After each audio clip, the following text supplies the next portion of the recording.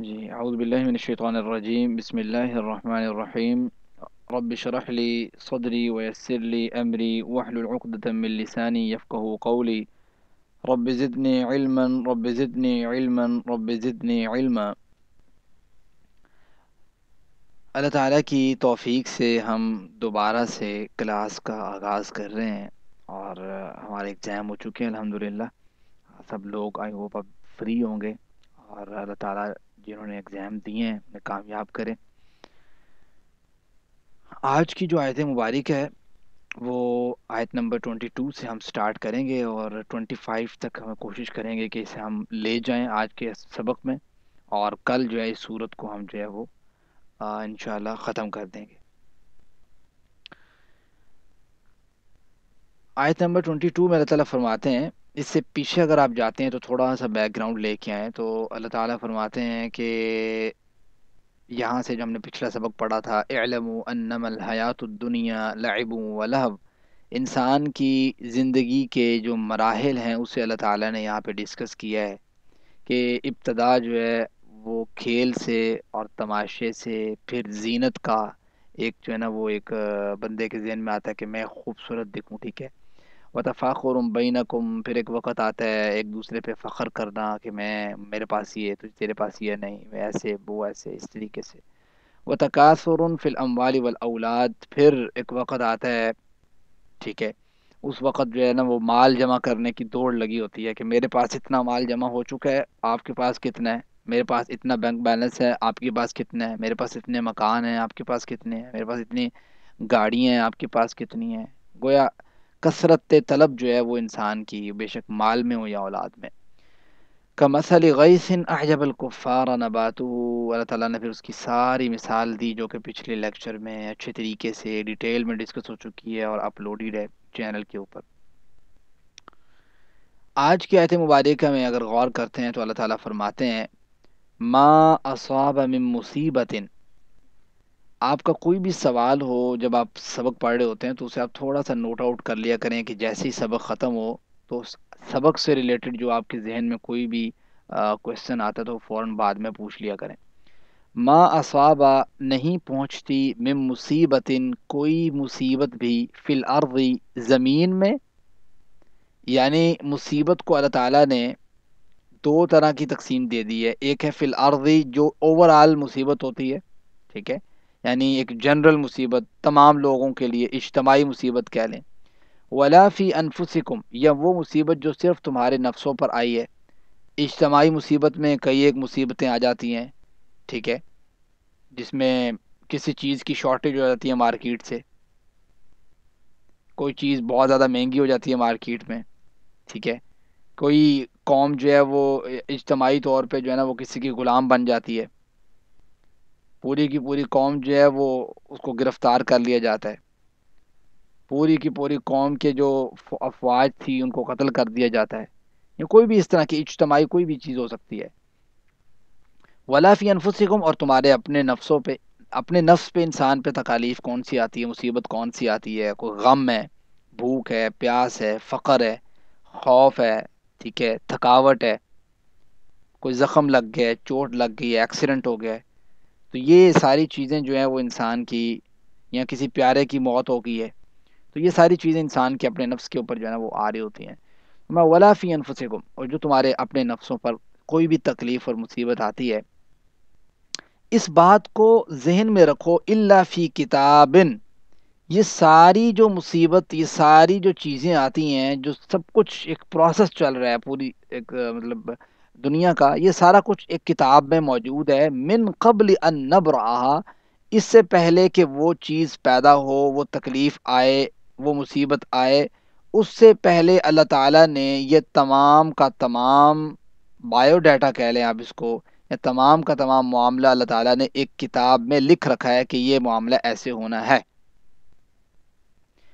آگے فرمایا، ان ذالک علی اللہ یسیر، اور ممکن ہے کہ آپ اس کو ایک جو ہے نا وہ عجب کی نگاہ سے دیکھیں، لیکن یہ کوئی عجب کی نگاہ سے دیکھنا تو بنتا ہی نہیں ہے۔ کیوں؟ کیونکہ ان ذالک علی اللہ یسیر، اللہ تعالیٰ پر یہ معاملہ کوئی مشکل نہیں ہے، کہ اللہ تعالیٰ کو آلریڈی ایک چیز کا پتہ ہے کہ کیا ہونے والا ہے۔ اس کے بعد آتی ہے آیت نمبر 23. اللہ تعالیٰ فرماتے ہیں لکیلا. یہ آیت مبارکہ بھی بڑی اہم ہے، اگر آپ اس کو غور کریں گے اس نے ایک زندگی کا ایک چھوٹا سا ایک بڑا پیارا مقصد بتایا ہے. غور کریں، پہلے اس کا ترجمہ پڑھتے ہیں سمپلی. اللہ تعالیٰ فرماتے ہیں لکیلا تأسو. یہ بات بتانے کا مقصد کیوں ہے کہ یہ ساری مصیبتیں بھی اللہ تعالیٰ کے ہاں آلریڈی مینشن ہے. یہ مقصد یہ ہے کہ لکیلا تأسو، تاکہ تم افسوس نہ کرو، علامہ فاتکم، ان چیزوں پر جو تم کھو چکے ہو، ولا تفرحوا، اور نہ تم اتراؤ، بما آتاکم، ان پر جو اس نے تمہیں عطا کیا ہے. یعنی نہ ایک دو، اب یہ بات سمجھنے والی ہے کہ ایک چیز اللہ تعالیٰ نے تم سے چھین لی ہے، اب تم اس کے افسوس میں بیٹھ جاؤ، یہ بھی اللہ تعالیٰ کو مطلوب نہیں ہے.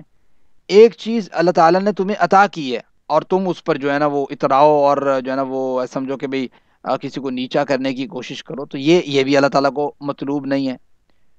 تو پھر سوال یہ ہے کہ اللہ تعالیٰ کو مطلوب کیا ہے؟ دیکھیں، اللہ تعالیٰ جو ہے نا وہ میانہ روی چاہتا ہے، ہر معاملے میں میانہ روی چاہتا ہے، اعتدال چاہتا ہے. یعنی اللہ تعالیٰ یہ کہنا چاہتے ہیں، اللہ تعالیٰ کو مومن سے مطلوب یہ ہے کہ اگر آپ پہ کوئی دکھ آئے، تکلیف آئے، مصیبت آئے، کوئی نعمت اللہ تعالیٰ چھین لے، تو پھر آپ نے اس پر صبر کرنا ہے. نعمت اللہ تعالیٰ دو طریقے سے نہیں دیتا. یا تو اللہ تعالیٰ کسی شخص کو وہ نعمت عطا ہی نہیں کرتا، تب بھی نعمت نہیں ہے. مثال کے طور پر اگر کسی کے پاس اولاد ہے ہی نہیں، تو یہ اللہ تعالیٰ کی نعمت اللہ تعالیٰ نے چھینی ہوئی ہے، دی ہی نہیں ہے اسے. دوسری چیز، ایک نعمت کا ایک اور طریقہ ہوتا ہے کہ نعمت دے کے اللہ تعالیٰ واپس لے لیتا ہے. کسی کو اولاد دی اللہ تعالیٰ نے، بچپنے میں واپس لے لی. تو یہ دونوں طریقے سے انسان جو ہے وہ جو ہے نا وہ کوئی چیز کھو جاتی ہے، اس کو کوئی چیز ملتی نہیں ہے. تو یہاں پہ سمجھنے والی بات یہ ہے کہ اللہ تعالیٰ فرماتے ہیں کہ اللہ تعالیٰ کو مطلوب کیا ہے کہ تم اس کے افسوس میں بیٹھے رہو اور کہو کہ اب تو زندگی رہی ہی نہیں، اب تو سٹریس کا شکار ہو جانا ہے، اب تو ایگزائٹی کا شکار ہو جانا ہے. تو یہ مطلوب ہے اللہ تعالیٰ کو؟ نہیں. اللہ تعالیٰ کہتے ہیں کہ ایک مومن کی یہ شان ہی نہیں ہے کہ وہ کبھی سٹریس میں آ جائے. اس کو چاہیے کہ وہ صبر کرے ایسے موقع پر کہ اگر کوئی چیز اس سے چھن گئی ہے. ولا تفرحوا بما آتاکم. اگر بالفرض اللہ تعالیٰ نے کسی شخص کو کوئی چیز عطا کر دی ہے، یعنی اولاد بھی ہے اس کے پاس، اللہ مال بھی دے رہا ہے، اور بھی سب چیزیں اللہ تعالیٰ نے دی ہوئی ہیں، دنیا کی ہر فیسیلیٹیشن اس کے پاس موجود ہے. اب کیا اس کے پاس موجود ہے اس کی وجہ سے کیا وہ اترا سکتا ہے، فخر اور تکبر کر سکتا ہے؟ تو اللہ تعالیٰ کو یہ بھی مطلوب نہیں ہے. اللہ تعالیٰ کہتے ہیں یہاں پہ کیا ہونا چاہیے کہ اگر اللہ تعالیٰ نے کوئی نعمت عنایت کی ہے تو اس موقع پر انسان کو چاہیے کہ وہ شکر کرے. تو گویا ایسا وقت جب انسان کے پاس کوئی چیز چھن جائے یا مصیبت آ جائے تو اس پہ صبر، اور کوئی چیز عطا ہو جائے، کوئی نعمت مل جائے تو اس پر شکر، یہ مطلوب ہے اللہ تعالیٰ کو. یہ آیت کا معنی ہے، مفہوم ہے. تو اب ایک اور چیز بھی اس پہ سمجھ لیجئے کہ اگر کسی کے ذہن میں یہ بات آتی ہے کہ بھائی اللہ تعالیٰ نے ایک ہمیں کوئی چیز دی ہے، عنایت کی ہے، مثال کے طور پر کوئی شخص ابھی ایگزام دیے، اس نے، اس کا گریڈ اچھا ہے، کامیاب ہے، اور کامیابی اسے مل گئی ہے، یا کسی اور معاملے میں مثال کے طور پر کوئی اس کی جاب لگ گئی ہے، تو ایک نیچرلی ایک خوشی پیدا ہوتی ہے انسان کے دل میں، اور وہ اپنی اس خوشی سے، جس کو ہم پنجابی میں کہتے ہیں اپنے اس چاہ سے، کسی کے ساتھ ڈسکس کر لیتا ہے، اپنے بھائی کے ساتھ، اپنے دوست کے ساتھ، ٹھیک ہے. اس کو کہتا ہے یار میری تو یہ جاب لگ گئی الحمدللہ، ٹھیک ہے. تو یہ جو اس کا ڈسکس کرنا ہے اور یہ جو اس کا بتانا ہے، یہ جو خوشی کا اظہار کرنا ہے، از اٹ ٹرو اور ناٹ؟ کوئی بتائے گا؟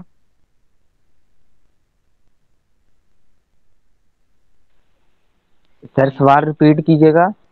میرا سوال یہ ہے کہ جب انسان کے اوپر بعض اوقات، چونکہ اللہ تعالیٰ کہتے ہیں کہ آپ اتراؤ نہیں، ٹھیک ہے، فخر نہ کرو، تو کیا جب انسان کو اللہ تعالیٰ کوئی نعمت دیتا ہے تو اس نعمت کے بعد وہ اس نعمت پہ اس کو ایک نیچرلی ایک خوشی ہوتی ہے، وہ اس خوشی کو جو ہے وہ ڈسکس کرتا ہے، کبھی اپنے دوست کے ساتھ کرتا ہے، کبھی اپنی والدہ کے ساتھ کر دیتا ہے، کبھی یہ جو ہے نا وہ دیگر لوگوں کے ساتھ کر دیتا ہے. تو یہ جو خوشی کا ایک اظہار ہے اور اس کا بتانا ہے، یہ بھی کیا اس فخر میں آتا ہے یا نہیں آتا؟ سر یہ اگر وہ بتاتا ہے تو یہ ان اے سینس اس میں بتائے کہ شکرانے کے انداز میں، یار کہ شکر الحمدللہ اللہ نے مجھے اس چیز کی ضرورت تھی تو اللہ تعالیٰ نے مجھے یہ عطا کر دیا، مجھے فلاں میں پریشانی تھی تو اللہ تعالیٰ نے مطلب یہ دور کر دی، اگر وہ شکرانے کے انداز میں کر رہا ہے تو یہ غلط نہیں ہے، لیکن جی اگر وہ اتراتے ہوئے کہ یار میں تو یہ کر گیا، میں تو اپنی وجہ سے ہوا ہے، میری اپنی جی وجہ جی سے جی ہوا ہے یہ، تو اگر وہ اترانے کے انداز میں ہے تو یہ اٹس ویری رانگ۔ ٹھیک ہو گیا۔ اچھا، اس میں یہی بات سمجھنے والی ہے کہ اللہ تعالیٰ نے انسان کی فطرت میں نا، آپ غور کریں گے نا، اللہ تعالیٰ نے انسان کی فطرت میں اخلاق بھی رکھا ہے، بات سمجھتے ہیں، اور ایک اظہار بھی رکھا ہے، اور ایک خوشی کا انداز بھی رکھا ہے۔ تو ایسا نہیں ہے کہ انسان جب بھی کوئی بات بتائے تو وہ ایک جو ہے نا وہ فخر سے ہی بتا سکتا ہے، نہیں، اس میں یہ ہے کہ اللہ تعالیٰ نے اس کو فطرت اس کی ایسی ہے کہ وہ خوشی کو فیل کرتا ہے، بات سمجھتے ہیں، وہ اس کا اظہار بھی کر دیتا ہے سم ٹائم کسی کے ساتھ، تو اس میں کوئی مذائقہ نہیں ہے، اس میں یہی چیز ہے کہ اس کا شکرانے کا انداز ہو، جس طریقے سے سہیل بھائی نے بتایا ہے۔ لیکن اسی کے ساتھ ساتھ ایک اور چیز ہے، جب انسان پہ ایک کیفیت آتی ہے، چونکہ اللہ تعالیٰ تو کہتے ہیں نا لکیلا تأسوا علی ما فاتکم، کہ بھائی جو اللہ تعالیٰ نے تم سے کوئی چیز لے لی ہے تو کھو جانے کا تمہیں افسوس نہیں ہونا چاہیے۔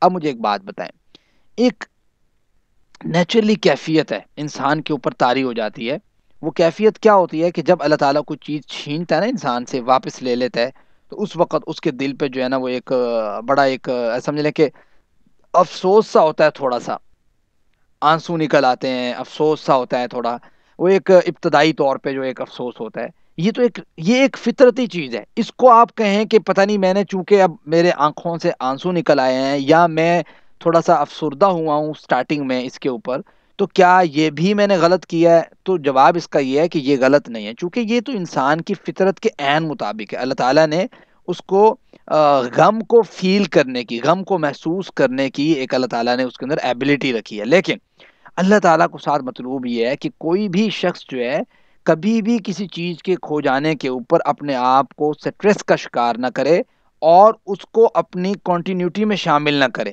یعنی ہمیشگی کا اس کے اندر ٹیگ نہ لگائے کہ بھائی اب تو میں ہمیشہ گیا ہی گیا، ختم ہی ختم، نہیں، ابتدائیہ انسان کا ہوتا ہے کہ انسان کو فیل ہوتا ہے کہ بھائی میرے ساتھ جو ہے وہ یہ معاملہ ہوا ہے، آنکھوں سے آنسو بھی آ جاتے ہیں، جیسے اللہ کے رسول صلی اللہ علیہ وسلم کے بارے میں صحیح البخاری میں حدیث مبارک ہے 1303، کہ اللہ کے وسلم کا جب فرسٹ والا بیٹا پیدا ہوا تو وہ اللہ تعالیٰ نے واپس بلا لیا اپنے پاس، دوسرا ہوا وہ بھی بلا لیا، ایک اور بیٹا جن کا نام اللہ کے وسلم نے بڑے پیار سے اپنے دادا کے نام ابراہیم کے نام پہ رکھا، ٹھیک ہے، تو ان کا نام ابراہیم رکھا۔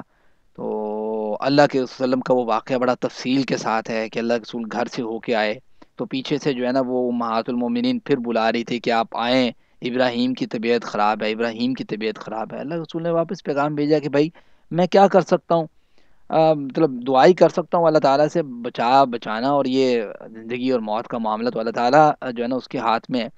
تو خیر اللہ کے وسلم جو ہے نا دوبارہ پیغام آیا، پھر اللہ کے وسلم گئے ہیں، جا کے جناب ابراہیم کو نا اپنے ایسے گود میں اٹھایا ہے، ہاتھوں میں اٹھایا ہے، تو اللہ تعالیٰ نے اسی وقت جو ہے وہ جناب ابراہیم کی روح کو قبض کر لیا۔ تو ایک فطرتی چیز ہے، انسان ہے، بچہ ہوتا ہے، اور چھوٹا سا بچہ بڑا ہی خوبصورت سا لگتا ہے بندے کو، اگر کسی کے دل میں رحم موجود ہوتا ہے نا، تو مرد و عورت دونوں کو بڑا پیارا سا لگتا ہے، چھوٹا بچہ اور پھر خاص طور پہ اپنا بچہ ہو، تو اللہ کے وسلم کی آنکھوں سے نا وہ آنسو بہہ پڑے، یعنی ایک رونے کی سی کیفیت جو ہے نا وہ طاری ہوئی، تو صحابہ کرام جو ساتھ موجود تھے انہوں نے مطلب ایک اشارتاً یہ بات کہی، مطلب کہا کہ اللہ کے رسول آپ بھی مطلب رو رہے ہیں، یعنی گویا ان کے ذہن میں یہ بات تھی کہ شاید کسی غم پہ اس طریقے سے افسردہ ہونا یہ ٹھیک نہیں ہے، قرآن کے مطابق ان کا یہ ذہن بن رہا تھا، لیکن اللہ کے وسلم نے ان کو یہ بات سمجھائی، کہا دیکھو ان العین تدمع، انسان کی جو آنکھیں ہیں نا وہ بہہ پڑتی ہیں، اس کو اللہ تعالیٰ نے نرم بنایا ہے، وہ پتھر دل نہیں ہے، بات سمجھتے ہیں کہ اس کے اندر فیلنگز نہیں ہیں، جذبات نہیں ہیں، احساسات نہیں ہیں، ایسا نہیں ہے، ان العین تدمع، انسان کی آنکھیں بہہ پڑتی ہیں، فرمایا والقلب یحزن، انسان کا دل جو ہے وہ غم زدہ ہو جاتا ہے، ایسا نہیں ہے کہ غم زدہ نہیں ہوتا، ہو جاتا ہے، لیکن اللہ کو مطلوب کیا ہے؟ اللہ تعالیٰ کو مطلوب یہ ہے کہ ولا نقول الا ما يرضى ربنا وانا بفراقك يا ابراہیم لمحزونون، اللہ کو مطلوب یہ ہے کہ میں اپنے اللہ کے سامنے کبھی بھی ایسے کلمات نہیں کہوں گا، اللہ تعالیٰ نے میرے سے یہ بیٹا مجھ سے لیا، میں کبھی یہ ایسے کلمات نہیں کہوں گا جو میرے رب کو ناراض کرنے والے کلمات ہوں. یقیناً اے ابراہیم تیرے جانے نے، تیری اس فراقت کہہ لیں آپ اس کو، تیرے جانے نے مجھے بڑا غم زدہ کیا. یہ اللہ کے وسلم کے الفاظ ہیں جو صحیح البخاری میں درج ہیں.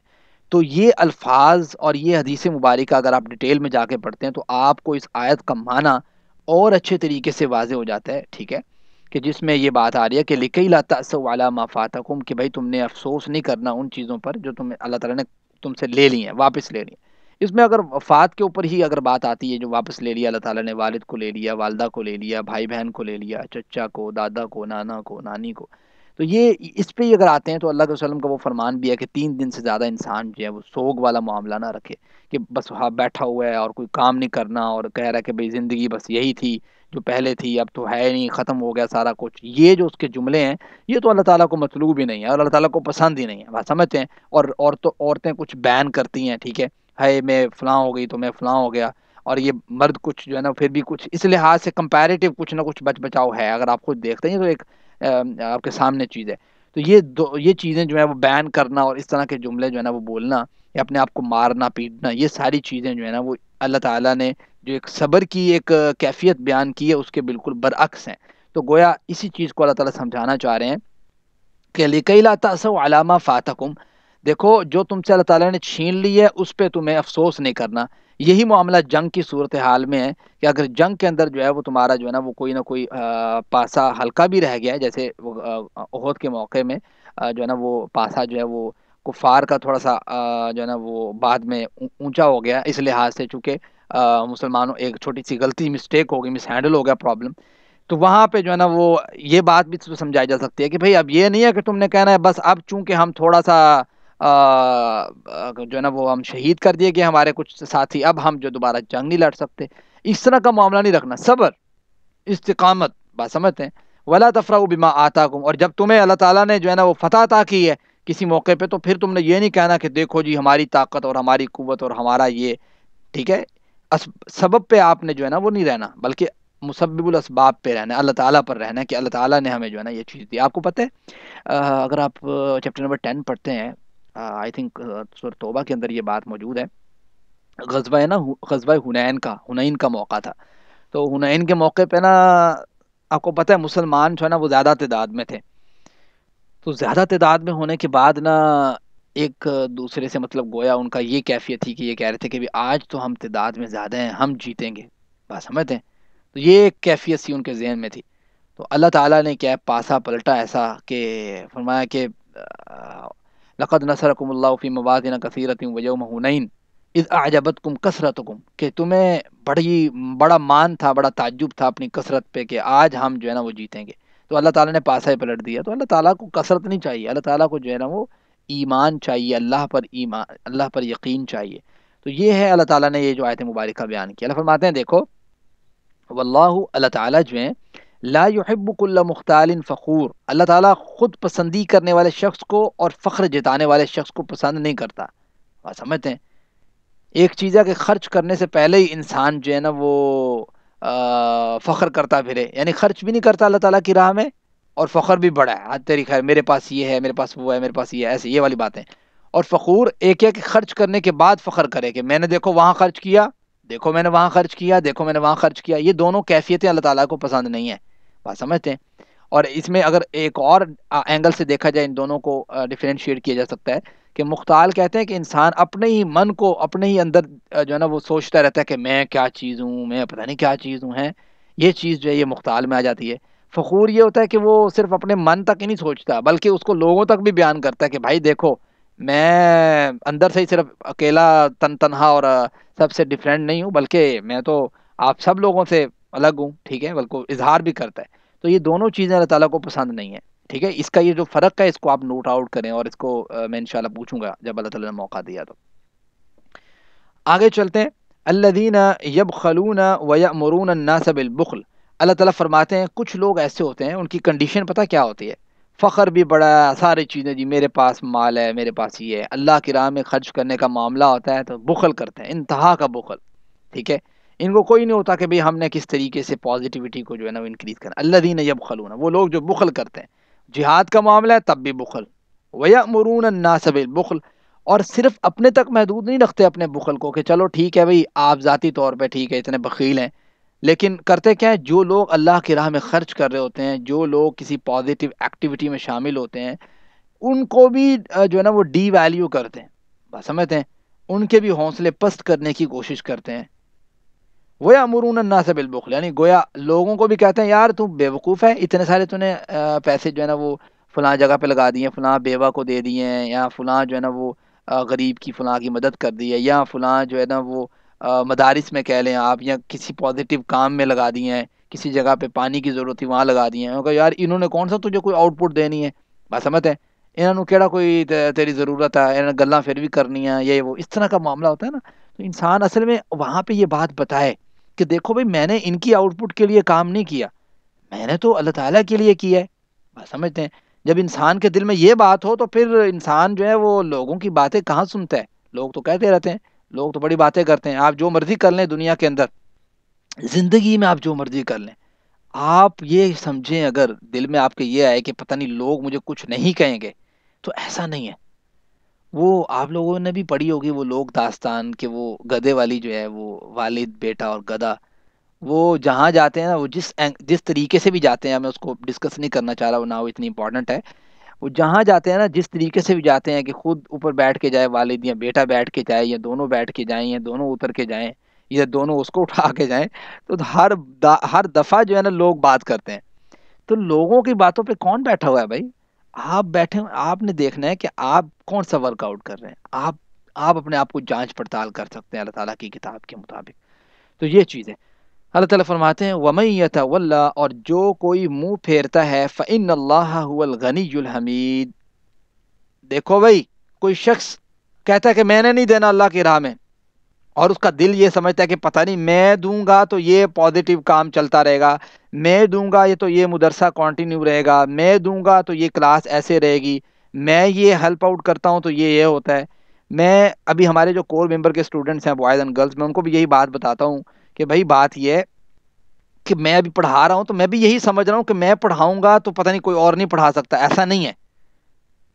ہم تو بڑے خوش نصیب لوگ ہیں کہ اللہ تعالیٰ نے ہمیں اس اچھے کام کے لیے، اچھے پرپز کے لیے چنا ہے. ہمیں تو آپ لوگوں سے زیادہ تو شکر مجھے کرنا چاہیے. ٹھیک ہے. اچھا، پھر اسی طریقے سے جو مثال کے طور پر آپ لوگوں کی حاضری لے رہے ہیں، یا آپ لوگوں کو تھوڑا بہت ہینڈل کرتے ہیں، تو آپ لوگوں سے زیادہ ان کو شکر کرنا چاہیے کہ اللہ تعالیٰ نے ان کو چنا ہے. تو یہ تو تکبر والا تو معاملہ ہی بیچ میں سے نکل جاتا ہے، فخر والا معاملہ نکل جاتا ہے، خود پسندی والا معاملہ بیچ میں سے نکل جاتا ہے، اترانے والا معاملہ بیچ میں سے نکل جاتا ہے. کہ جب انسان کو یہ ہو کہ یہ تو نعمت ہے اللہ تعالیٰ نے جو مجھے عنایت کی ہے، تو اس نعمت کا مجھے تو شکریہ ادا کرنا ہے ان لوگوں سے زیادہ جن کے پاس یہ نعمت نہیں ہے. بات سمجھ رہے ہیں؟ تو یہ چیز ہے. کبھی بھی اچھا معاملہ کرتے ہوئے انسان جو ہے، ہمیں یہ کوشش کرنی چاہیے. انسان کے دل میں پیدا ہو جاتا ہے، میں کہوں جی میرے دل میں پیدا نہیں ہوتا، آپ کہیں جی میرے دل میں پیدا نہیں ہوتا، ایسا بھی نہیں ہے. پیدا ہو جاتا ہے، ایک چیز آ جاتی ہے کہ پتہ نہیں بھائی میں ہی کر رہا ہوں، نہیں ایسا نہیں ہے، وہ ہوتا ہے. لیکن اس کو کوشش کرنی چاہیے کہ فوراً سے اس چیز کو مولڈ کرے، پھیر لے کہ بھائی نہیں، اللہ تعالیٰ نے مجھے توفیق دی ہے، اللہ تعالیٰ کا شکر ہے، اللہ تعالیٰ کا کرم ہے. تو یہ چیز اللہ تعالیٰ فرماتے ہیں کہ کوئی بھی بندہ یہ نہ سوچے کہ پتہ نہیں میں جو ہے نا وہ کام کر کے نکل جاؤں گا یا کچھ ایسا. وَمَن يَتَوَلَّ، دیکھو جو کوئی بھی منہ پھیرتا ہے نا، فَإِنَّ اللَّهَ هُوَ الْغَنِيُّ الْحَمِيدُ. اللہ تعالیٰ کا کیا بگاڑ سکتا ہے؟ وہ کچھ بھی نہیں بگاڑ سکتا. اللہ تعالیٰ تو بڑا غنی ہے اور بڑا حمید ہے. اچھا، اب غنی ایک ہو سکتا ہے، دیکھیں نا، اللہ تعالیٰ غنی ہے، یعنی اللہ تعالیٰ کو ہمارے مال کی، ہمارے وقت کی، ہماری صلاحیتوں کی ہم کہیں جی بڑی ضرورت ہے، ہم نہیں کریں گے تو وہ کوئی نہیں کرے گا، ایسا بھی نہیں ہے. اللہ تعالیٰ اس چیز سے غنی ہے. اچھا، ممکن ہے کہ ایک بندہ بعض اوقات غنی ہوتا ہے، ٹھیک ہے، لیکن اس کے اندر حمید صفت نہیں پائی جاتی. بندہ غنی ہوتا ہے یعنی اس کے پاس مال موجود ہے، سب کچھ موجود ہے، ٹھیک ہے، عارضی غنی کے ہم عارضی غنی ہوتے ہیں نا. لیکن اللہ تعالیٰ تو عارضی غنی نہیں ہے، وہ تو ہمیشہ ہمیشہ کے لیے غنی ہے، تھا، یہ وہ. تو وہ ایسا غنی ہے کہ وہ ہر مذموم صفت اور فعل سے پاک ہے. یعنی ہم تو یہ ہے نا کہ عارضی غنی ہے، آج پیسے آئے، اگلے دن پتہ لگا کہ ہمارا جو ہے نا وہ بینک کسی نے جو ہے نا اس کو ڈاکہ مار لیا، یا اس طرح کا معاملہ ہوا، یا ہمارے گھر میں پڑا ہوا سامان کسی نے اٹھا لیا ہے، یا جو ہے نا وہ ایسی اللہ تعالیٰ نے کوئی بیماری بھیجی ہے کہ جس بندے نے 10-15 لاکھ بھی اکٹھا کر کے رکھا ہوا تھا، سارے کا سارا اس کے اوپر لگ گیا ہے. ٹھیک ہے. تو ابھی آپ کہیں گے عمران خان نے تو اسکیم دے دی ہے تو اب تو 10-15 لاکھ بچ جائے گا. نہیں ممکن ہے. دیکھیں اللہ تعالیٰ ایک کو کیا 2-2 4-4 کو بیمار کرنے پہ کھا دے رہے. بڑے پرابلم آ جاتے ہیں زندگی کے اندر, ایسی ایسی اونچ نیچ آ جاتی ہے, ہم خود دیکھتے ہیں کہ بڑے بڑے بینک بیلنس والے جو ہے نا وہ خسارے میں بیٹھے ہوتے ہیں. تو اللہ تعالیٰ کہتے ہیں کہ یہ سارے لوگ تو صرف یہ دعویٰ کر سکتے ہیں کہ غنی ہیں, وہ بھی عارضی غنی کا دعویٰ کر سکتے ہیں. اللہ تعالیٰ عارضی غنی نہیں ہے, اللہ تو ہمیشہ کا غنی ہے. اس وجہ سے وہ ہر مذموم صفت اور فعل سے پاک ہے, یعنی تمام کمالات اور خوبیوں کا مالک بھی ہے. ایسے نہیں ہے کہ صرف غنی ہے وہ. اب ایک شخص غنی ہے لیکن اللہ تعالیٰ نے اس کو توفیق ہی نہیں دی کہ وہ کسی غریب کی مدد کر سکے, تو وہ کیسا غنی ہے؟ بات سمجھتے ہیں, وہ تو بخیل انسان ہے. تو اللہ تعالیٰ تو ایسا غنی ہے کہ وہ تو سب سے زیادہ تعریف والا بھی ہے. وہ ایسا نہیں ہے جیسے یہ لوگ معاملہ کرتے ہیں. اللہ تعالیٰ نے فرمایا نا کہ بھئی اگر ان کو میں اختیار دے دیتا نا کہ بھئی آپ لوگ چلو سنبھالو دنیا کا نظام, ٹھیک ہے, اور لوگوں کا مال و دولت آپ کے اختیار میں ہے, کسی بندے کو بھی دے دیتے یا کسی عورت کو بھی دے دیتے, تو سر یہ تو بھوکا مار دینا تھا سب کو. بات سمجھتے ہیں. اچھا اب ہم اگلی آیت پہ آتے ہیں, اور یہ آج ہماری آخری آیت ہے. اور یہ آیت ایسے سمجھ لیں کہ اس پوری صورت کا جو ہے نا وہ ایک بڑا ہی اہم نقطہ ہے اور ایک مین مدعا ہے. یہ سمجھیے اللہ تعالیٰ کیا فرماتے ہیں. اللہ تعالیٰ فرماتے ہیں جتنے بھی انبیاء گزرے ہیں نا ان کے مقصد کو اللہ تعالیٰ بتانا چاہتے ہیں کہ مقصد کیا ہے. بھئی اتنی اتنی بڑی بڑی شریعتیں اور یہ تورات, زبور, انجیل, قرآن, یہ اور اس سے پہلے صحیفے اور دیگر بکس جو ہمیں ہمارے انفارمیشن میں نہیں ہے, ان کا کیا مقصد تھا؟ وہ مقصد اللہ تعالیٰ نے بتایا ہے. اس مقصد کو آپ نے سمجھنا ہے, اور اس مقصد کو آپ اگر نوٹ آؤٹ کر سکتے ہیں اپنے مائنڈ میں یا اپنے ہینڈ ریٹن کے ساتھ اس کو نوٹ آؤٹ بھی کریں. بڑی امپورٹنٹ آیت ہے. اللہ تعالیٰ فرماتے ہیں لقد ارسلنا, دیکھیں بھائی ہم نے جتنے بھی انبیاء بھیجے ہیں, رسولنا اپنے رسولوں میں سے, بالبیناتی ان کو ہم نے 3 چیزیں دی ہیں. 3 چیزیں کون سی؟ بالبینات, واضح نشانیاں دے کے بھیجا ہے اللہ تعالیٰ نے. انبیاء کو بھیجا ایسے نہیں بھیجا, واضح نشانیاں دے کے بھیجا. اور ساتھ فرمایا کہ دیکھیں واضح نشانیاں کیا ہوتی ہیں, معجزات کی بات کی جا رہی ہے کہ اللہ تعالیٰ نے انبیاء کرام کو معجزات دیے. جیسے اللہ تعالیٰ نے جناب موسیٰ علیہ السلام کو معجزہ دیا عصا والا, ٹھیک ہے, ان کا ید بیضا والا, اور عیسیٰ علیہ السلام کو معجزات دیے دیگر قسم کے. تو یہ معجزات ہیں. تو اللہ تعالیٰ فرماتے ہیں کہ ہم نے جس بھی پیغمبر کو بھیجا اس کو معجزات دے کے بھیجا.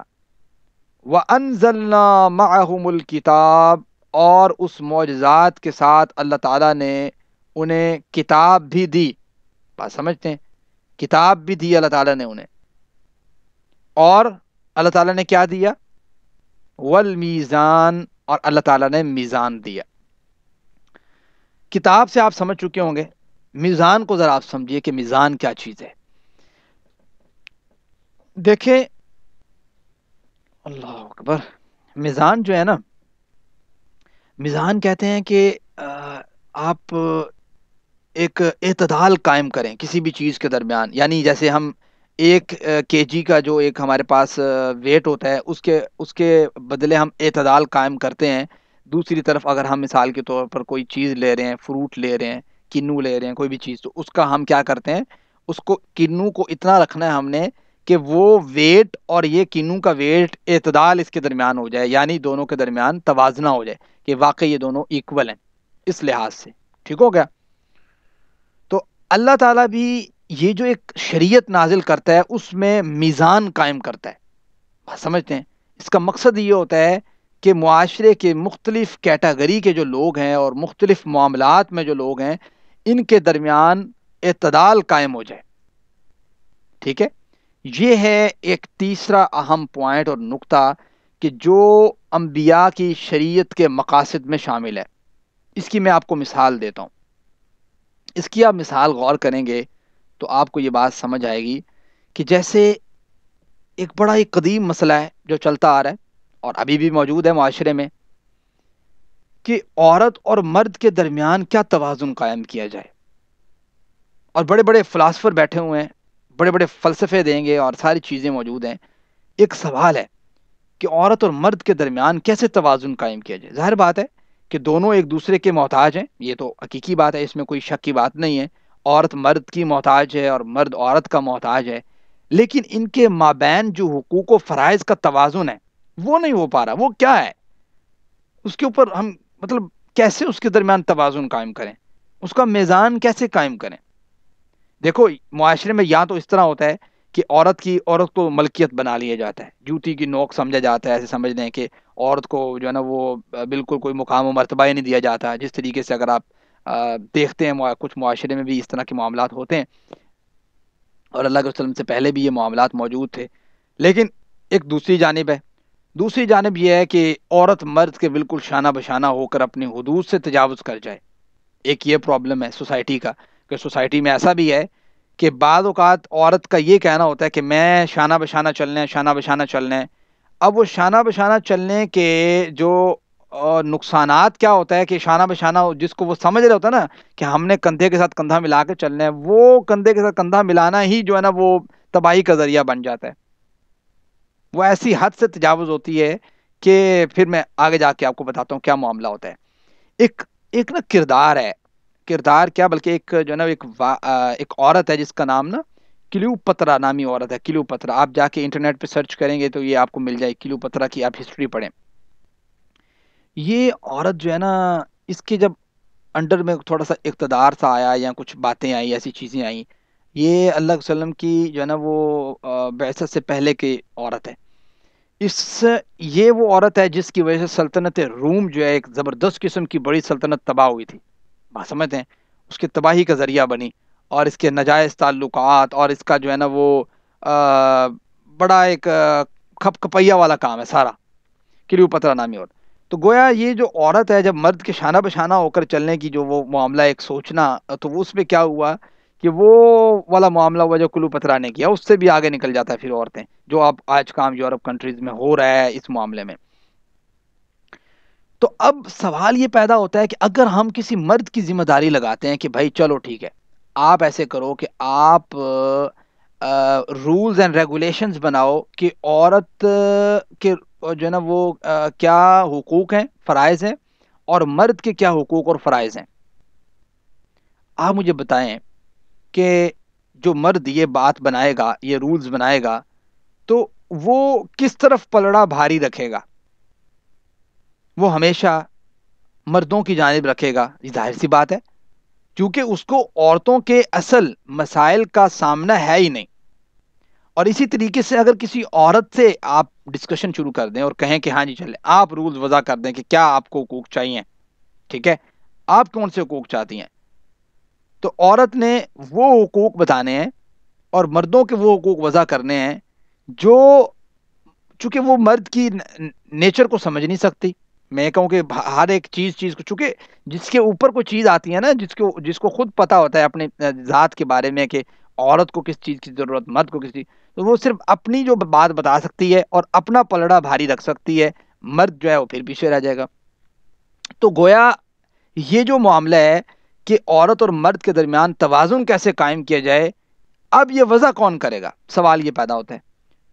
تو اس کا جواب پھر یہ سمجھ آتی ہے کہ بھئی یہ وضع کون کرے گا؟ یہ وضع کرے گا رحمان, یہ وضع کرے گا اللہ تعالیٰ وضع کریں گے, یہ وضع کرے گا کریٹر وضع کرے گا, یہ وضع کرے گا جو اس پوری کائنات کا جو ہے نا وہ پیدا کرنے والا خالق ہے.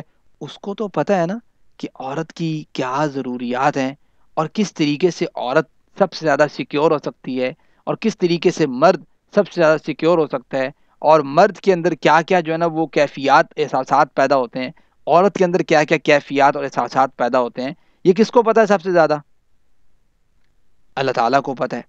تو پتہ لگا کہ ہمیں ضرورت ہے ایک ایسے نظام کی جس نظام میں ایک خالق نے جو ہے نا وہ ساری چیزوں کو ایڈریس کیا ہو اور ایک میزان قائم کیا ہو. تو یہ میزان جو ہے وہ کون دے رہا ہے؟ یہ انبیاء کو نازل کرنے کا ایک مقصد ہے کہ یہ جو دنیا کے معاملات کا جو میزان ہے, اعتدال ہے, یہ قائم کرنا شریعت کا جو ہے ایک مقصد ہوتا ہے, جس مقصد سے ہم جو ہے وہ دور ہو جاتے ہیں سم ٹائم. اسی طرح اور بھی معاملات ہیں. ایک تو یہ ہے نا کہ معاشرے کا ایک معاملہ ہے کہ عورت اور مرد کے درمیان توازن کیسے قائم کیا جائے. دوسرا ایک معاملہ مثال کے طور پر اگر بیسک معاملات ہم دیکھتے ہیں, ایک معاملہ ہے کہ انفرادیت اور اجتماعیت میں کیا توازن قائم کیا جائے. انفرادیت اور اجتماعیت میں اگر آپ دیکھتے ہیں جو نظام چل رہے ہیں ہمارے مختلف کنٹریز میں. آج کے لیکچر کچھ تھوڑا سا شاید 2-4 منٹ کہہ رہا ہوں 5-10 منٹ اوپر ہوگا, ہاف اور کا نہیں ہے. اس کی وجہ بھی یہی ہے کہ ہم کافی عرصے بعد جو ہے نا اس کو لے رہے ہیں. تو میں یہ بات بتا رہا ہوں کہ اب ہم دیکھتے ہیں کہ انفرادیت اور اجتماعیت میں کیا توازن قائم کیا جائے. اچھا, بڑی بڑی جو ہے نا وہ فلسفے پیش کیے گئے, جس میں آپ دیکھتے ہیں کیپٹلزم کا ایک پورے کا پورا نظام انٹروڈیوس کروایا گیا, سوشلزم کا ایک پورے کا پورا نظام انٹروڈیوس کروایا گیا. آپ نے کیپٹلزم جن جن ممالک نے اپنایا آپ نے وہ نظام دیکھ لیا, سوشلزم جن جن جو ہے نا ممالک نے اپنایا آپ نے وہ نظام دیکھ لیا. اسی طریقے سے جن ممالک میں جو ہے نا وہ سرمایہ دارانہ نظام نافذ تھا ان ممالک کا حشر بعد میں کیا ہوا یہ بھی آپ نے دیکھا. یہاں پہ اب معاملہ یہ ہے کہ انفرادی اور اجتماعیت میں توازن کیا قائم کیا جائے. یہ دونوں نظام ہے, اس پہ ہم تیسرے نمبر پہ بحث کرتے ہیں. لیکن اس سے پہلے ہم اس پہ بات کرتے ہیں کہ بھئی بات یہ ہے کہ انفرادیت یعنی کہ ایک شخص فرد ہے اور ایک شخص اجتماعیت ہے, اس میں کیا توازن ہونا چاہیے.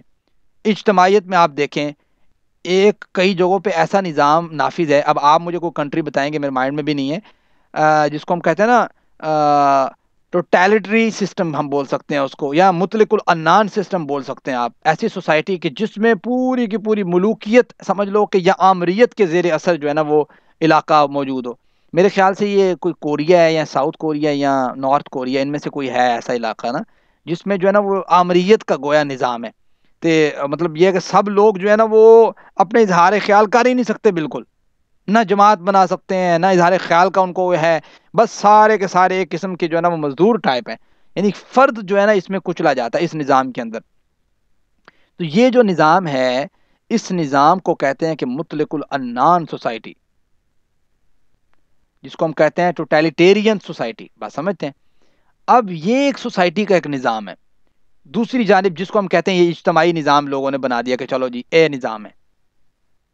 دوسری جانب جی کہا کہ مثال کے طور پر ایک نظام ہے جس کو ہم کہتے ہیں کہ استصواب رائے کا نظام, اور ہم کہتے ہیں کہ جی ووٹنگ سسٹم, ہم کہتے ہیں کہ جس طرف پلڑا بھاری ہے وہ نظام. ٹھیک ہے,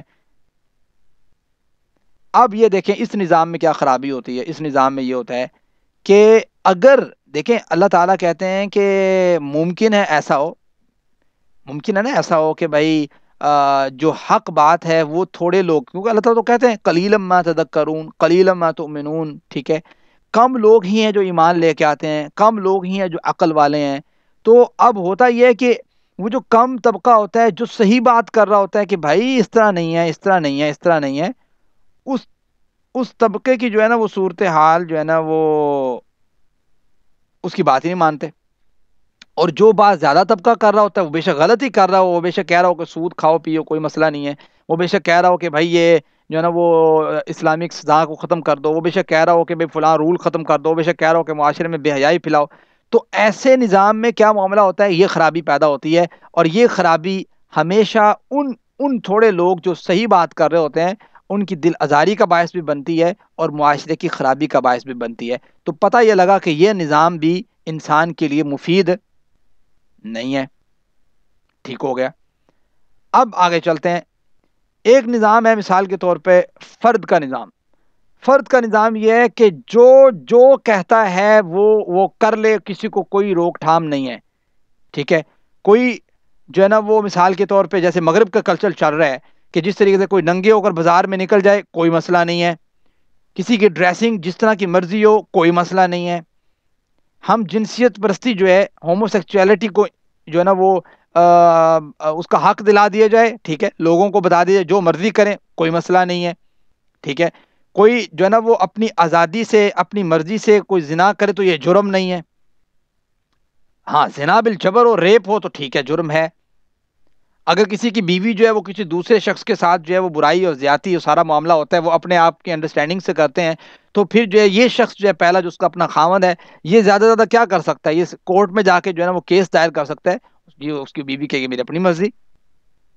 تو پتہ کیا لگا کہ یہ جو نظام ہے کہ فرد کا نظام, بالکل ہی فرد کا نظام قائم کر دینا اور کہہ دینا کہ جو جیسے چاہتا ہے وہ اس کی مرضی ہے, تو کیا یہ نظام بھی معاشرے کی بھلائی کے عین مطابق ہے یا نہیں ہے؟ سوال ہے بھائی. تو آپ کو پتہ لگے گا کہ بھائی یہ نظام بھی جو ہے وہ میزان نہیں ہے.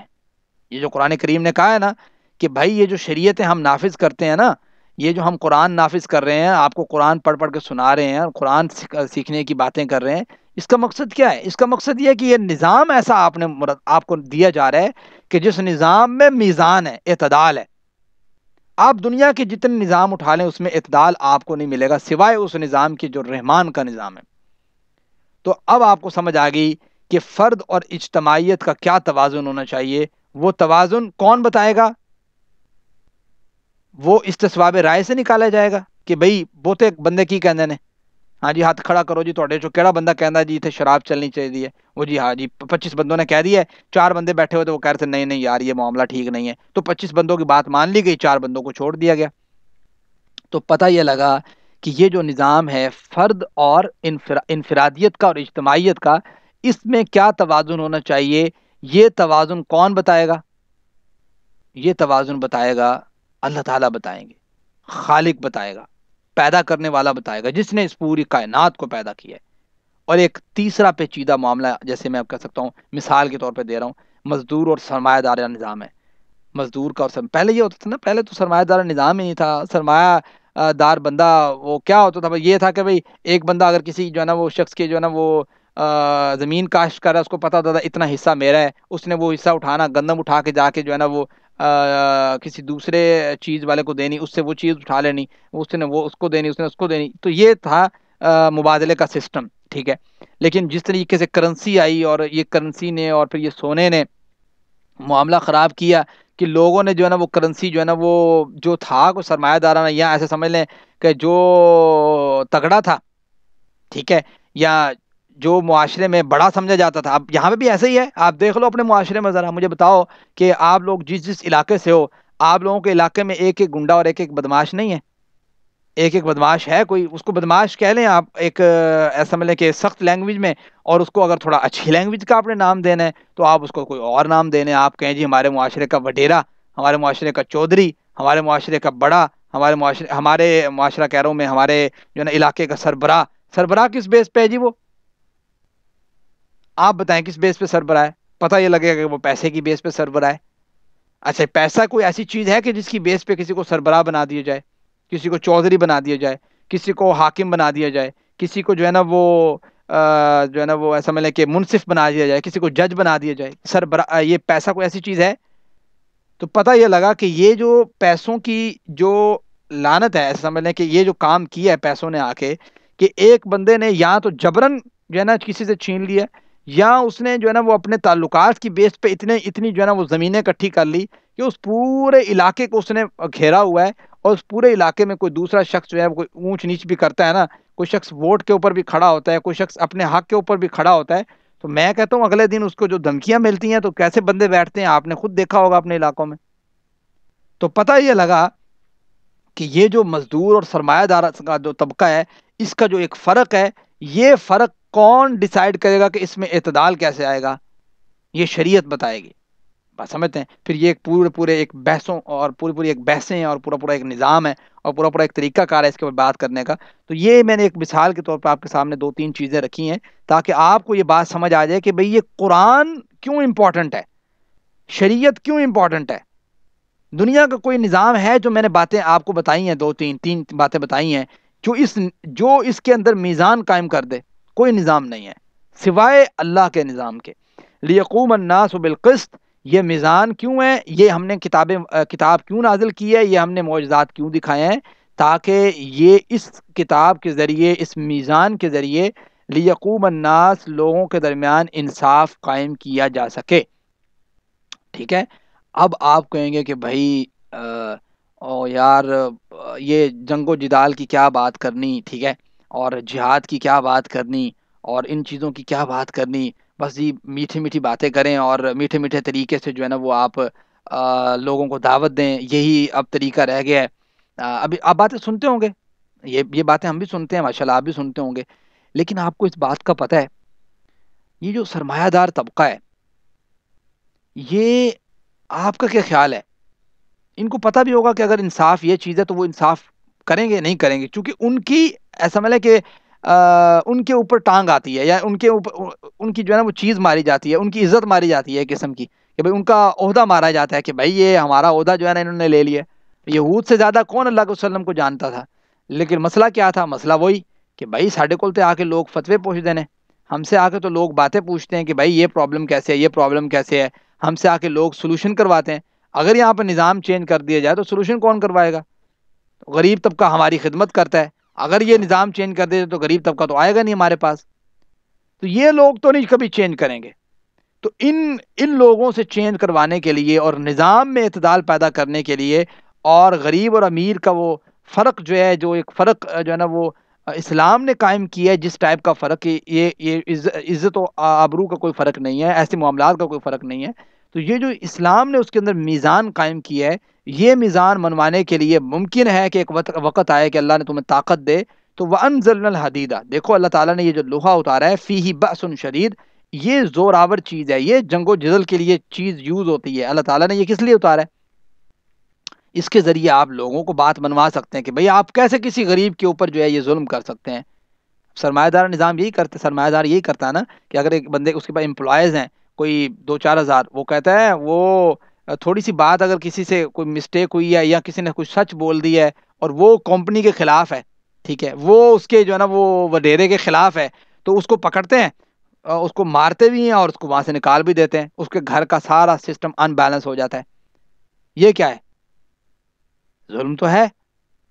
تو یہ ہے وہ انزلنا الحدید. پھر ایسے لوگوں کا فیصلہ ایسے نہیں ہوتا کہ آپ کہیں پیار محبت سے جا کے ان کو سمجھائیں, نہیں. وہ انزلنا الحدید, اللہ تعالیٰ نے فرماتے ہیں ہم نے لوہا نازل کیا ہے, فیہ بأس شدید, اور اس صورت کا نام بھی کیا ہے؟ اس صورت کا نام بھی حدید ہے. بات سمجھتے ہیں؟ تو گویا یہ ایک سمجھ کے کور آیت ہے پوری صورت کی کہ جو یہ بات سمجھاتی ہے. وانزلنا الحدید, ہم نے لوہا اتارا, فی, اس میں بأس شدید, سخت چیز ہے, یعنی ایک سخت چیز ہے. ومنافع للناس, اور اس میں کئی فائدے بھی ہیں. بھائی اس سے آپ کتنی چیزیں بنا لیتے ہو, آپ کا پین ہے اور ڈفرینٹ چیزیں آپ جو یوز کرتے ہیں, چمچ, یہ وہ بہت کچھ ہے.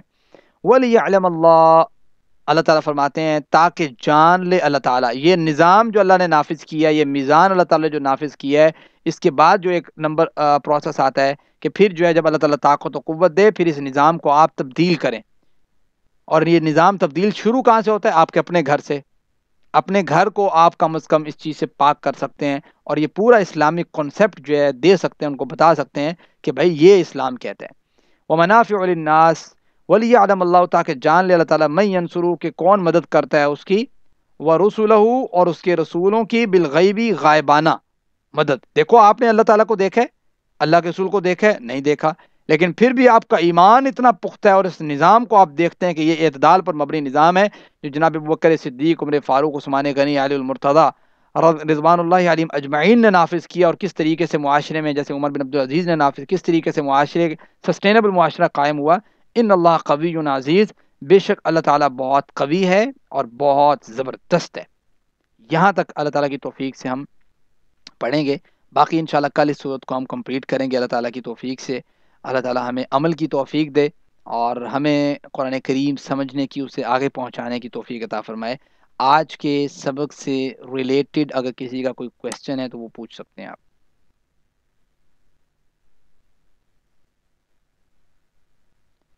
جی اسٹوڈنٹس. سعد بھائی کیا اسلام میں عورت کو حکمران بننے کی اجازت ہے؟ اسلام میں عورت حکمران بن سکتی ہے؟ دیکھیں اللہ کے وسلم کی اس بارے میں نا فار ایگزامپل وزیر اعظم بن سکتی. دیکھیں اللہ کے وسلم کی نا اس بارے میں حدیث مبارک ہے بڑی سخت سے قسم کی, اس میں ایک قسم کی ممانعت ہی ہے. بات سمجھتے ہیں؟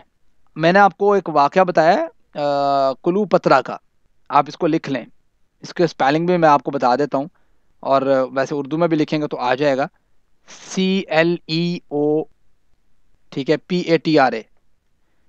اس کی آپ تاریخ پڑھ لیں, آپ کو سمجھ آ جائے گی کہ عورت حکمران کیوں نہیں ہو سکتی, اس نے جو روم کی بربادی کی ہے. اللہ تعالیٰ نے, دیکھو میں وہی بات کر رہا ہوں نا, میزان قائم کرنا اللہ تعالیٰ نے. میزان کیسے قائم کرنا ہے؟ اچھا اگر عورت حکمران نہیں بن سکتی تو کیا عورت اس کا مطلب ہے کہ وہ اس کو اللہ تعالیٰ نے عزت نہیں دی, یا اس کو جو ہے نا وہ کوئی اللہ تعالیٰ ڈیگریڈ کرنا چاہ رہا ہے؟ نہیں, بالکل نہیں ہے. تو کیا کرنا چاہ رہا ہے اللہ تعالیٰ؟